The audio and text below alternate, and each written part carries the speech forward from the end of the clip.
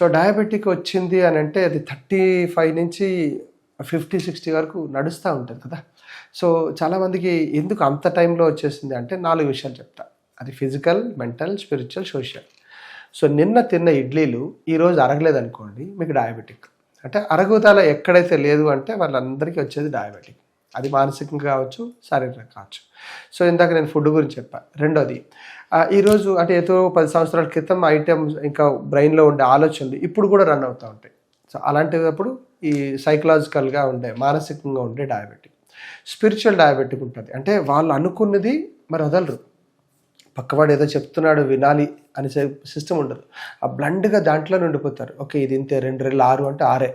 So ఎవరో నాకు చెప్పారు అంతే. దాని నుంచి ఇంకా కొత్తదాన్ని తెలుసుకోవాలి. That's called spiritual diabetic. ఇంకా చెప్పాలంటే సోషల్ డయాబెటిక్. సోషల్ డయాబెటిక్ ఎలా ఉంటారు, వీళ్ళు నలుగురితో కలరు, రైట్. వేరేవాడు చెప్తున్నప్పుడు దానికి వ్యంగ్యంగా మాట్లాడడం, సో ప్రతి ఒక్కరికి క్రిటిక్స్ రాయడం, అంటే వాడు ఎప్పుడు వాళ్ళు తప్పులు ఎంచడం, ఇవన్నీ జరుగుతూ ఉంటాయి సోషల్ డయాబెటిక్.